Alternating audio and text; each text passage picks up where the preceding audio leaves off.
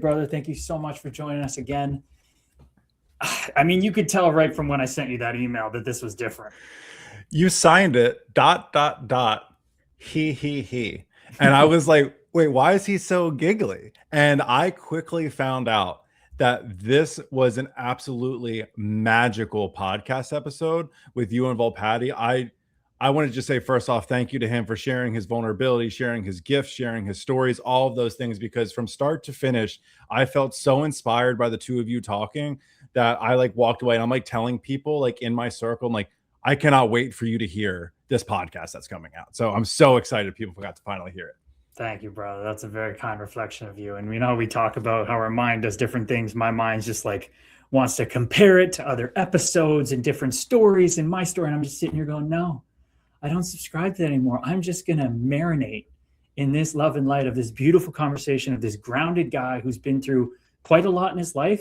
And he's got a great story to tell. And I'm just so proud that we got to be a part of it. And where does your mind go right off the bat after we just give you the floor on this podcast and this conversation? What stands out to Ben Meyers? The overarching theme of that entire podcast was the power of the mind and the visualization, mental rehearsal, and all of those. Like, are you kidding me? Being practically wrapped up like a mummy, a doctor telling you that your dream of playing hockey is essentially dead, and your parent sitting there in tears, and he goes into one place only, and it's the power of his mind and visualization of imagining what it's like to walk back into the rink, what it's like to get back and put his skates on, what it's like to go out there and hit people again.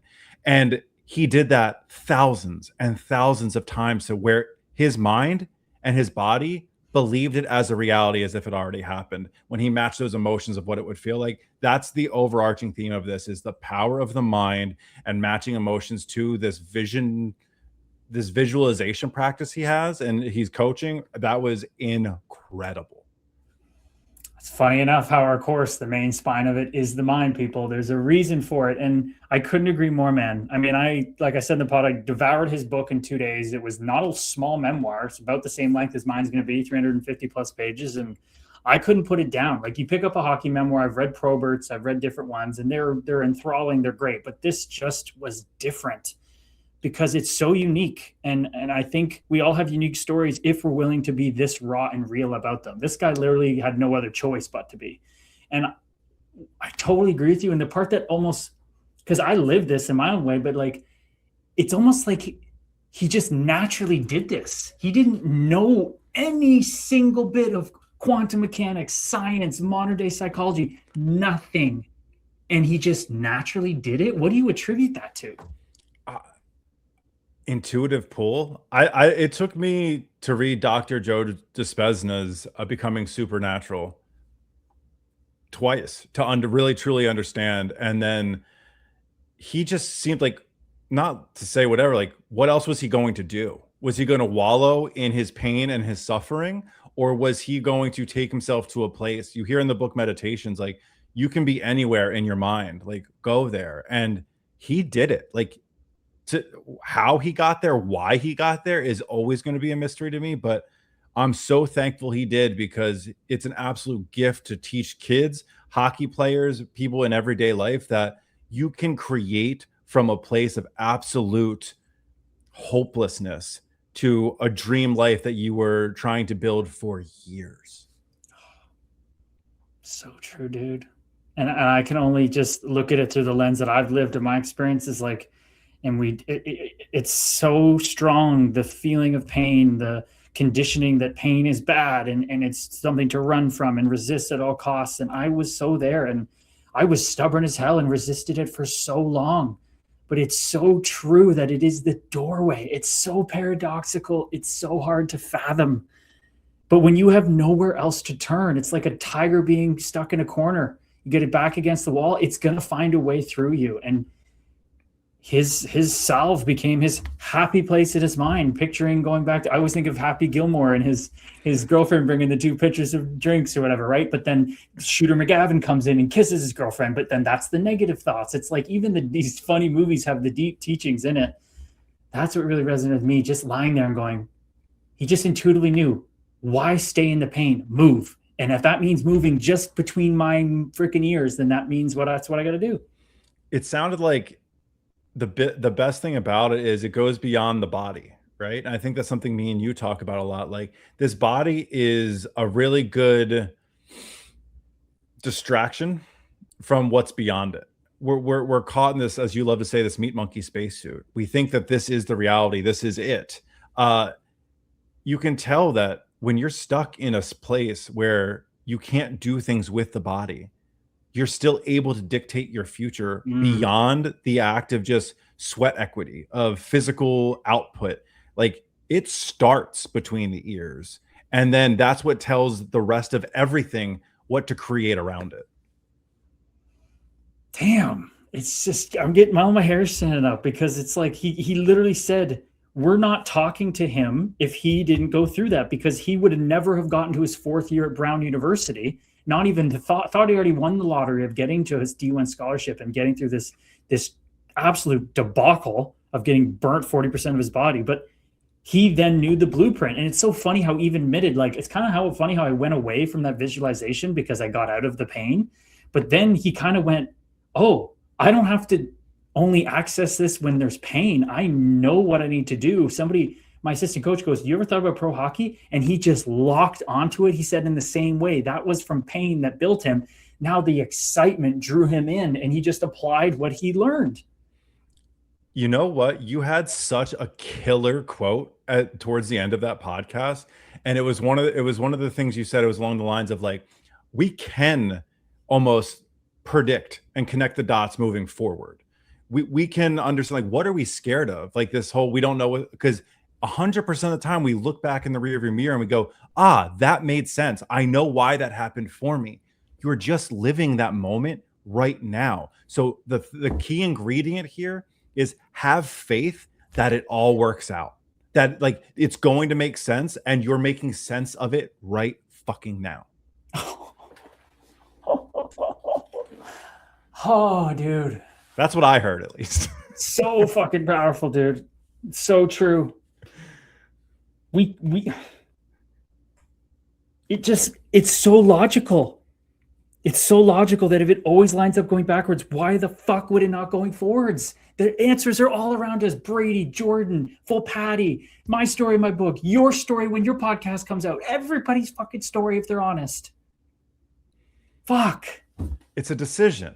It's so many of the people, why did this happen to me? Why did this happen to me? If you look for the answer and you look for, like I say, like gun to your head, why did this happen for you? It has to. You have to give me 5 reasons that this worked for you. I don't care if they feel like bullshit right now. You're going to give me 5 reasons and you're going to realize there's answers there. You just don't believe them right now.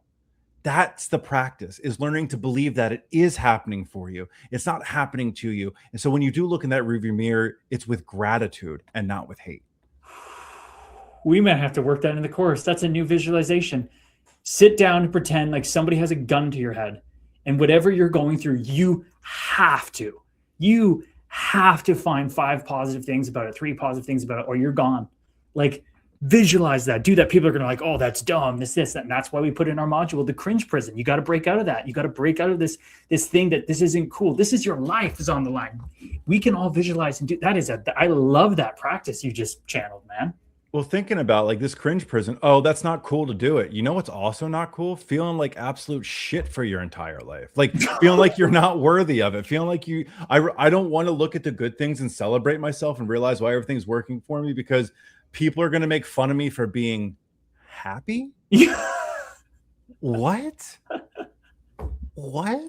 That's insane. So you talk about like that cringe prison. It's like, it's called prison for a reason. Break out of that. Get comfortable doing the things that are going to bring you joy, bring you happiness, bring you your highest excitement, those type of things. Because once you break that, your perspective changes from it's happening to me to it's happening for me. People, we are on one today. This is amazing. But you know what? Nobody does it alone. Not a single person. You know what? Somebody out there in the other situation, they come back and they're like, I'm going to play in Brown, and all his teammates maybe are on a different part of their journey and they're not as accommodating. He gets back to the rink and they have a CD burned of songs about fire that says charred wood on it. Like, are you kidding me? he talked a lot about like our perspective of when we go through hard things, like having the support around you, the teammates, like being able to joke and make fun of the situation, make light of it, because obviously getting 40% of your body burned is traumatic and terrifying and debilitating. But when you can break through and you can have those moments of laughter, joy, support, camaraderie, and you're able to joke about it, you take away its power. You take Mm, away this overarching, just absolute mm, terror of hell that you're going through, and you start rewriting the narrative of I'm in control. I can make this funny. I can still honor it. I can still, be very grateful and be whatever respectful to obviously fire and fire safety and all of that type of stuff. But like that's what stood out to me is the way he was able to take that, shift it. And it was such an important lesson being like, hey, however you want to cope, remember you're in the power of your own perspective. mm, mm. And he clearly got it from his pops. I mean, you were talking about today on that clip from our last After the Bell about our environment and that we really don't learn from our parents by what they say, it's what they do. But his dad clearly modeled like you just work hard, but then you have fun with life. Like he couldn't wait to get home from the railway and just rip around the trailer park, goof around, go for the trip with the potatoes and hitting the signs, you know. And then for him to be able to, out in the sun for the first time, a month into the burn unit, and him and his dad and mom are just going, okay, like Hub, like his nickname, you're going to be okay. And he looked at them like, you're going to be okay. I'm going to Brown. And his dad had the awareness in that moment to take an absolute shocking thing his son's saying. He's just happy he's freaking alive, happy he still has a pecker on him to give him a grandson or granddaughter. And he goes, well, then don't stop till you walk in that dorm room. Like, I was like, are you? Look, I'm ready to run through the damn wall over here. Uh, it's insane. And his dad continues to teach such an important lesson through him now. He's because that resonated with me so deeply. It was just kind of like, hey, get out of your own head and realize like it wasn't about him as a father. It was my son says he wants to do this. He's going to do this. Don't stop till you call me from the fucking dorm room. Like imagine like that's like a moment where I think it's like on the big screen and the music is just crescendoing. Then all of a sudden the workout Rocky montage comes on. And it was like when Adrian goes, win. Like you're like imagine your dad just being like, don't fucking stop until you call. And then he does it. Like I have hair standing up all over my body. It's insane, dude. I'm so much love to him, his pops. You could just tell how much that relationship meant to him then and continuing through the music. He talked about music being the window to the soul and the vulnerability. It's incredible, man. I'm so happy that his father's still teaching now, just beyond him, now coming through us and to everyone. It's so cool.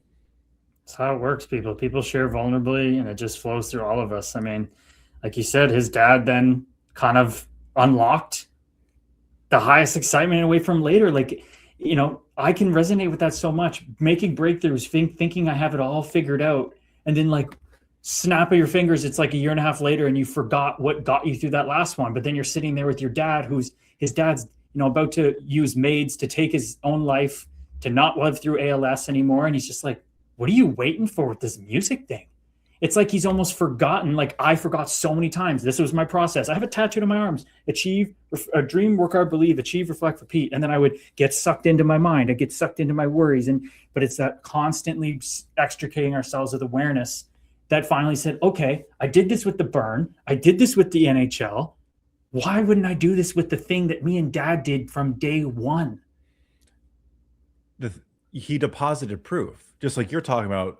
Repeat, like the belief is there. Like you've proven to yourself you can do it. Like the proof is there. And if you haven't done it yet, I'm not going to try to make this more simple than it probably sounds, but just deposit proof.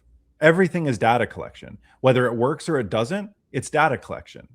What is your goal? What is that? And like you talk about it, it's, oh, I can do this. I have a process. I'm going to repeat and just get more efficient with it as I go. And then all of a sudden it's going to be streamlined.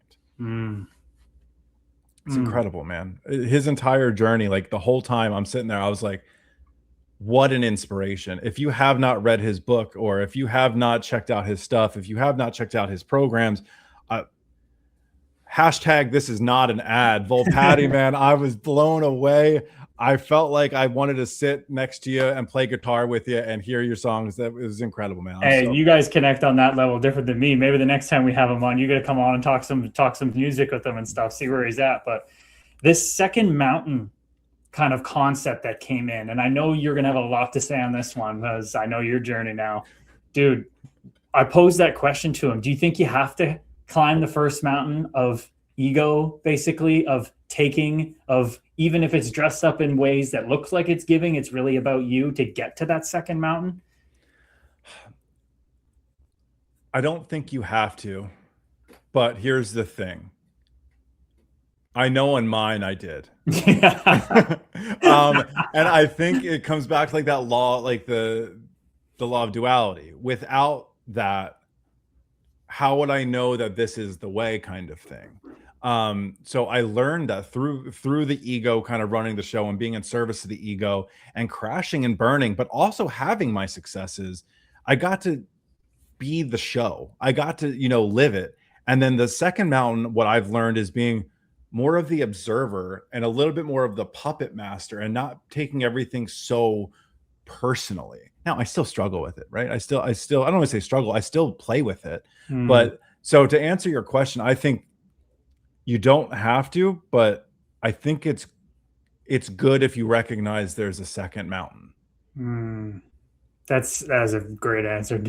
Like technically, logically, theoretically, you don't need to, but I get, and I sometimes even get caught in myself of like, no, wait a second. Did you forget what you had to go through to be sitting here? Dude, that's powerful. I know we get caught up in the exotic stories. I know for me, whether it's Ramana Maharshi, who just lays down and gets enlightened in 1 second or whatever it is, I love this, the analogy of that we're this diamond. We always have been this diamond. We're already perfect, but we're covered in mud.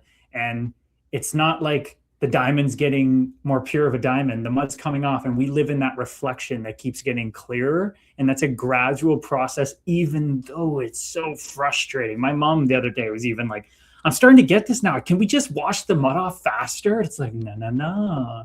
It's not up to you. It's not up to you. That's one of the most frustrating parts of the journey is you start to get a groove and you're like, okay, well, I want this to go faster. I want everything now. And it goes, no. That's your next lesson is the patience of it, is everything you wished for, everything you prayed for. It's always going to be there, but that the receiving of it isn't always on your terms as far as the physical receiving of it, that you can receive it mentally all of the time, spiritually all of the time, the gratitude of it all of the time, but physically receiving through the illusion of time, it will get to you when it's meant to get to you. It can't miss you. It just, the ego wants to be the protagonist of its own dissolution. It wants to be the one that goes, hey, look at me. I'm the one that got enlightened. I'm the one that found this place beyond suffering. I'm the one that did that. And it's literally like a cop trying to find a serial killer when he doesn't know that he's the killer himself and has amnesia. You will never find it. That phantom self, this ego we think is us, this guy for me, will never be this king wolf that's the big, bad, cool guy. He doesn't exist. It doesn't exist. It's the Spider-Man meme. It's just literally everything pointing at each other. And you're all three, but when you said the ego wants to be the protagonist of its own dissolution, that is artful. Like that is poetic. Like you said, like that's something coursed through my veins where I go, holy shit, that is beautiful. But it's so true. The ego is just main character energy. That's all it is. It has FOMO. It wants to make sure that it's along for every ride, including the dissolution of itself. Like it's like, no. Even when I'm gone, I'm still going to be the main character. It's like, I don't think you know how this shit works, brother. It's why we have to become this observer, this awareness. We have to cut this identification with this meat monkey space. That's why we keep saying it. Every freaking time we say it is the rep, people. It's ingraining more in yourselves that you are not this thing. And we get pushed and pulled. But man, it really makes no sense that it could ever find its way out, because it is the problem. these come from my reflections with just sitting and thinking about these things. And I use, we all use AI. I go put in questions and I go, what is this kind of thing? And I reason it. And it's just like, I think Muji said this one where I was putting it in. He's like, the practice, the person doing the practices, the hopes, the dreams, that entity is arising in what it's seeking already. Like it already is it. You can't find this thing, people. You can only become it. And this is why we have to circle up and constantly have that Spider-Man meme in the embodiment of our friends like Ben, of our community members, of our family, to constantly point us back when our ego hijacks the show, thinks I got the wheel, kicks whatever you want to call it to the passenger seat. And no, that's trouble. But it's just data collection. It all comes back around. Something I use on coaching calls, and because it's helped me in my life, is it's really daunting to think that you have to go out and you have to find all of your dreams, your hopes, your happiness, your peace, your joy. Like you have to go outside and no one tells you where it is. You go, all right, go get in the car and go find it. Well, what if it's in California? What if it's in Northern Ontario? What if it's in Florida? What if I was to tell you, hey, that peace you're looking for is right in that closet. You just have to clean the closet. You'll find it. Like you can pull everything out, but I promise you it is in there. It is inside. You just have to clean it. You would go, oh, I don't have to leave the house to get my happiness. No. You got to put some work in. You got to move some boxes around, maybe clean up, maybe throw some things away. But I promise you the call's coming from inside the house. That is fucking beautiful. I love that, brother. It doesn't matter if it's a speck of glass in there and it's going to take you 40 years. It doesn't matter if it's a big plushy toy that's going to fall out when you open it. You're going to find it. It's just a matter of when. That was a big, profound moment the other day with my mom, just looking at me like, I don't really get all this spiritual stuff yet, but you're basically saying I can't do this wrong. And I'm like, yes. How much does that relieve so many things? And then I heard a quote. Oh, my mind's going in two different ways. Which way does it want to go? It's the quote of, if you don't want anything, that's the same as having everything. That's kind of like letting go of the need to go find all these things. You don't have to. But if you do, I'll be right there and saying, good job. And I'll welcome you back every time, no matter how far, no matter you go to India 10 times, go on and go find that thing if you need to. It's remembering that spirituality and that identity is also ego as well. It's the identifying of spiritual, the identifying, like you can't escape your ego during the human experience.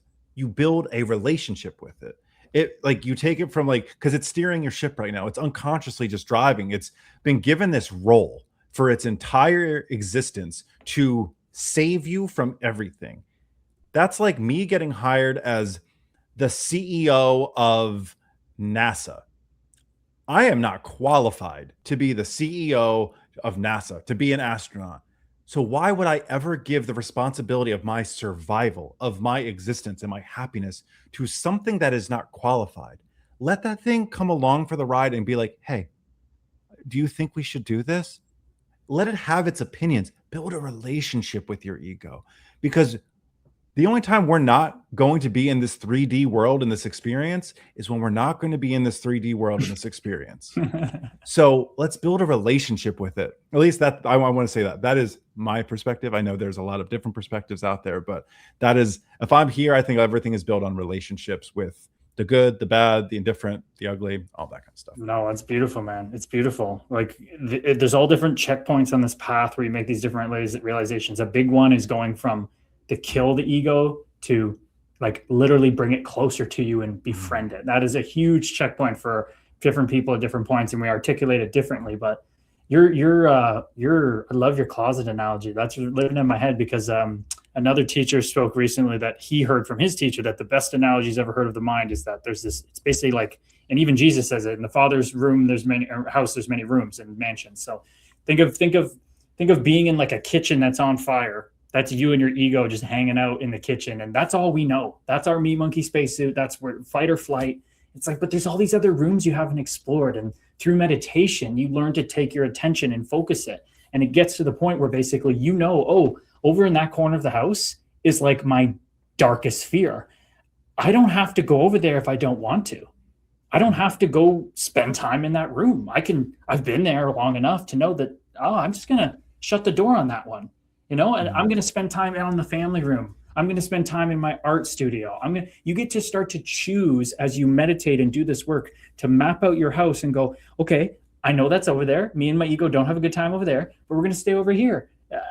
All these analogies, if we're just diving into these analogies now in this episode, I'm loving it. This is how people really get things. Nobody gets the quantum entanglement, this and this. It's all the best teachings are stories, because they help you feel something, right? You're not being talked to or talked at.